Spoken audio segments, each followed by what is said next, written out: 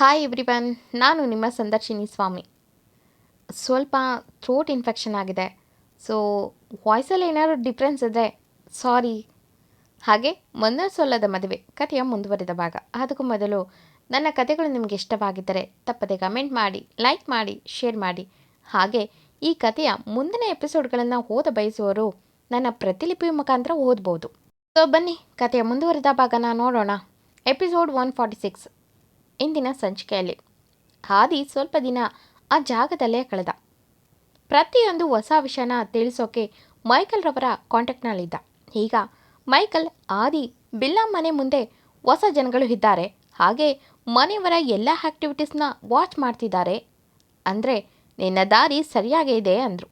ಆದಿ, ನನ್ನ ಗೆಸ್ ನಿಜ ಮಾಸ್ಟರ್, ಇನ್ನೂ ಈ ಆದಿಯ ವನವಾಸ ಮುಗಿತು ಎಂದ. ಮೈಕಲ್, ಐ ಆಮ್ ಫೈಟಿಂಗ್ ಅಂದರು.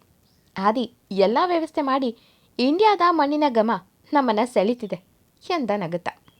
ಮೈಕಲ್ ರವರು ನಗುತ್ತಾ ಸರಿ ಎಂದು ಕಾಲ್ ಕಟ್ ಮಾಡಿದರು.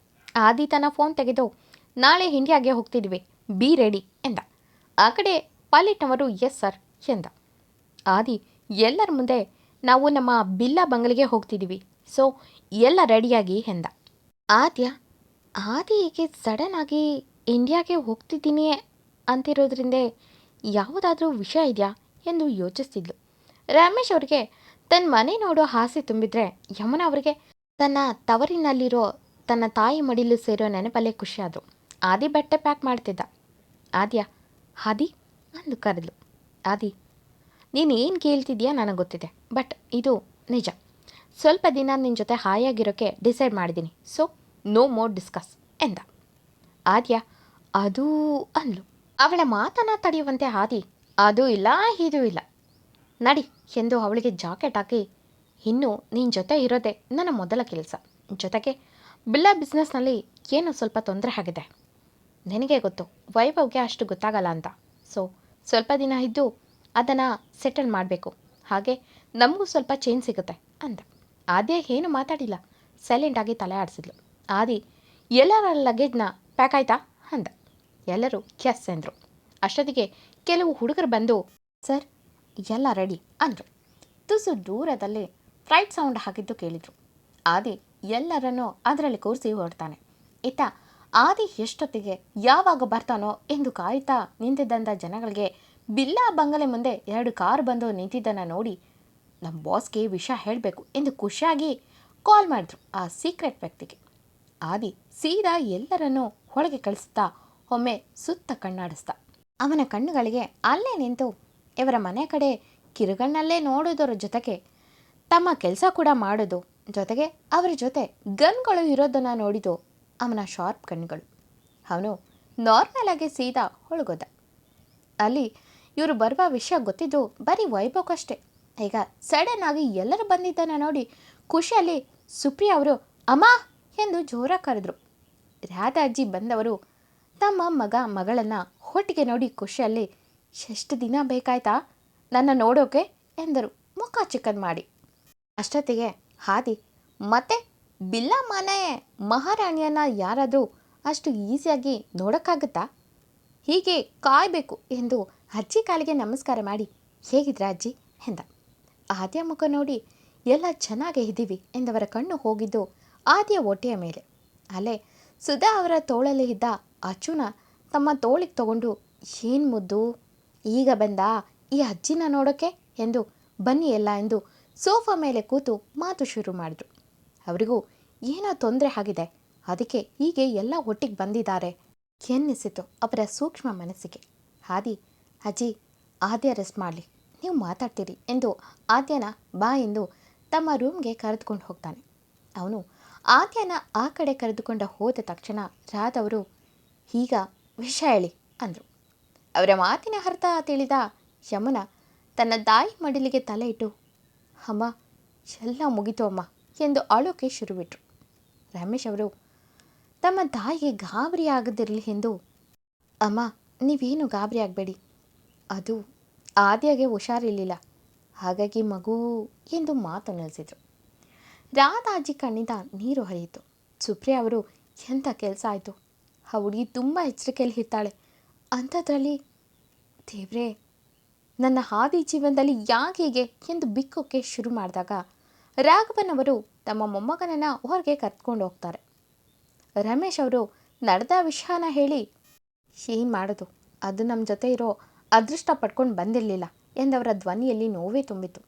ಸುಪ್ರಿಯಾ ಅವರು ತನ್ನ ಅಕ್ಕ ಸುಧಾ ಅವರನ್ನು ತಬ್ಬಿ, ನೀನಾದರೂ ಹೇಳೋದಲ್ವಾ, ನೀನು ಕೂಡ ನನ್ನಿಂದ ಎಲ್ಲ ವಿಷಯ ಮುಚ್ಚಿಟ್ಬಿಟ್ಟೆ ಅಲ್ವಾ, ಕೊನೆ ಪಕ್ಷ ಮಗು ಮುಖ ಆದರೂ ನೋಡ್ಬೋದಿತ್ತು ಎಂದು ಹೇಳ್ತಿದ್ರು. ರಮೇಶ್ ಅವರು, ಸಂತೋಷ ಆದರೆ 4 ಜನಕ್ಕೆ ಹಂಚ್ಬೋದು ಸುಪ್ರಿಯಾ, ಆದರೆ ಇದು ದುಃಖ, ನೋವು. ಅಮ್ಮ ನೋಡಿದ್ರೆ ಹೀಗೆ, ನೀನು ನೋಡಿದ್ರೆ ಎಷ್ಟೋ ನೋವಿಂದ ಈಗಷ್ಟೇ ಹೊರಗೆ ಬಂದು ಸ್ವಲ್ಪ ನೆಮ್ಮದಿಯಾಗಾದರೂ ಇದೆಯಾ. ಈಗ ಇರೋ ಸುದ್ದಿನ ಹೇಳಿ ಎಲ್ಲರ ಮನಸ್ಸನ್ನು ಹೊಡೆಯೋಕ್ಕೆ ಇಷ್ಟ ಆಗಲಿಲ್ಲ. ಈಗ ಆದ್ಯ ಕೂಡ ಸ್ವಲ್ಪ ಸುಧಾರಿಸ್ಕೊಂಡಿದ್ದಾಳೆ. ಹಾದಿ ಒಂದು ಒಳ್ಳೆ ಜಾಗಕ್ಕೆ ಕರೆದುಕೊಂಡು ಹೋಗಿದ್ದ, ಹಾಗಾಗಿ ಇಲ್ಲಿ ಸ್ವಲ್ಪ ದಿನ ಇದ್ದು ಹೋಗೋಣ ಅಂದರು.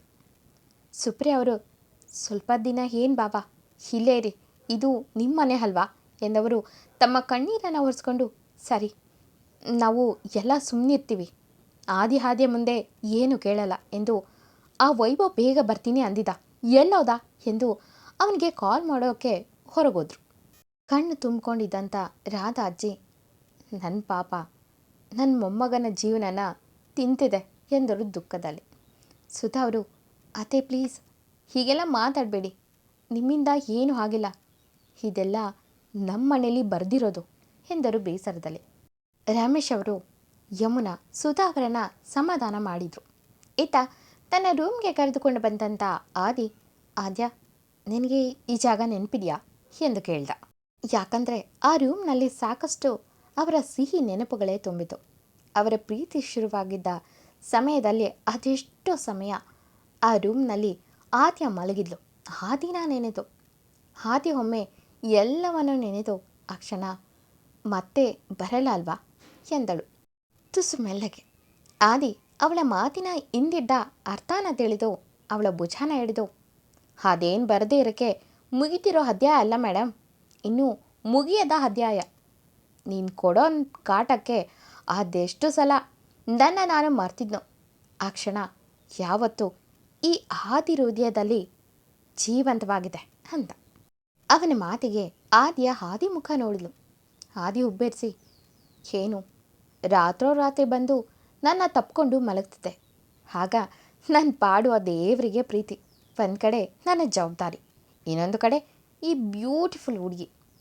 ನಾನಂತೂ ಯಾಕಪ್ಪ ಇಂಥ ಇಕ್ಕಟ್ಟಿಗೆ ಸಿಕ್ಕಿಸ್ತೀಯ ದೇವ್ರೆ ಅಂತ ಬೈಕೋತಿದ್ದೆ ಎಂದವನು ಅವಳನ್ನು ತನ್ನೆದೆಗೆ ಒರಗಿಸ್ಕೊಂಡು, I want to back my beautiful fighter ಎಂದ. ಆದ್ಯ ಏನು ಮಾತಾಡದೆ ಸೈಲೆಂಟಾಗಿ ನಿಂತಿದ್ಲು. ಆದಿ ಬಾ ಮಲಗು ಎಂದು ಅವಳನ್ನು ಬೆಡ್ ಮೇಲೆ ಮಲಗಿಸಿ, ಸ್ವಲ್ಪ ರೆಸ್ಟ್ ಮಾಡು, ನಾನು ವೈಭವ್ಗೆ ಕಾಲ್ ಮಾಡ್ತೀನಿ ಎಂದು ಹೊರ ನಡೆದ. ಆದ್ಯ ಒಮ್ಮೆ ಸುತ್ತ ನೋಡಿದ್ಲು. ಆ ರೂಮ್ನಲ್ಲಿ ಆದಿಯ ಪ್ರೀತಿ, ಅವನ ಕಾಳಜಿ ಎಲ್ಲ ನೆನಪಾಗಿ ಕಣ್ಣು ತುಂಬಿದವು. ಅವನ ತುಂಟಾಟ ಅವಳ ಕಣ್ಣಲ್ಲಿ ಇನ್ನಷ್ಟು ನೀರು ತರಿಸಿತು. ಒಮ್ಮೆ ಆ ಬೆಡ್ ಮುಟ್ಟಿ, I love you Adi and I am sorry, ನನ್ನಿಂದ ನೀನು ತುಂಬ ನೋವು ಅನುಭವಿಸಿದ್ಯಾ ಎಂದು ಒಮ್ಮೆಲೆ ಬಿಕ್ಕೋಕೆ ಶುರುವಾದ್ಲು.